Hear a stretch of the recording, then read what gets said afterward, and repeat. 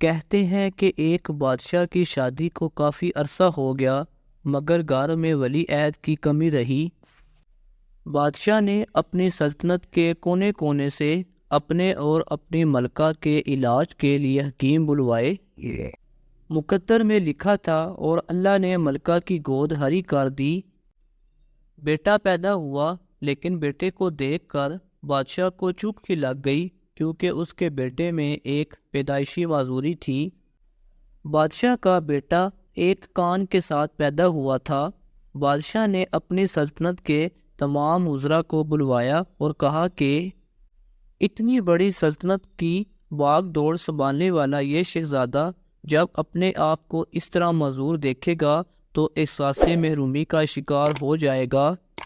کسی طرح شہزادے کی اس خامی پر قابو پایا جائے۔ وزیروں نے مشورہ دیا کہ بادشاہ سلامت، یہ تو کوئی مسئلہ ہی نہیں، آج ہی سلطنت میں اعلان کروا دیا جائے کہ آج سے جو بھی بچہ پیدا ہوگا اس کا ایک کان کاٹ لیا جائے گا۔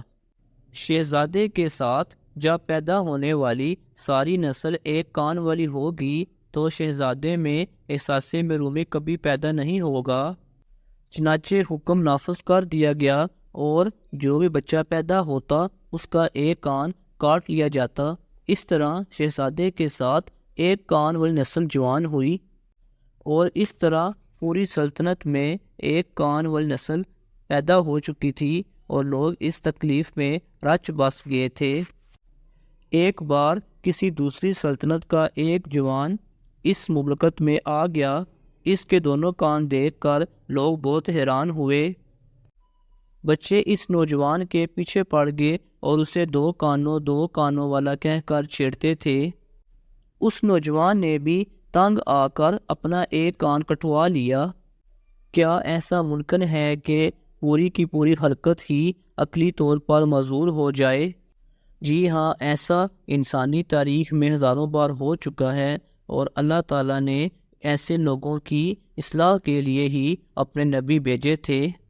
جیسے سیدنا ابراہیم علیہ السلام کی پوری قوم شرک کی معذوری کا شکار ہو چکی تھی۔ ایک اکیلے حضرت ابراہیم علیہ السلام ہی ان میں اللہ تعالیٰ کی عبادت کرنے والے تھے۔ سیدنا شعیب علیہ السلام کی پوری قوم سود اور چور بازاری میں مبتلا ہو چکی تھی۔ ناظرین، ویڈیو کا مقصد یہ تھا کہ سب لوگوں کا کسی ایک بات پر متفق ہو جانا اس چیز کو حلال قرار نہیں دیتا۔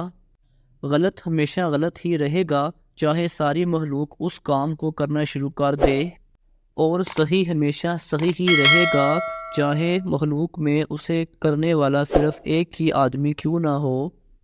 اور انسان کو چاہیے کہ اگر لوگ غلط کام کر رہے ہیں تو ان کو صحیح کرنے کے لیے اپنی سوچ تبدیل نہ کرے۔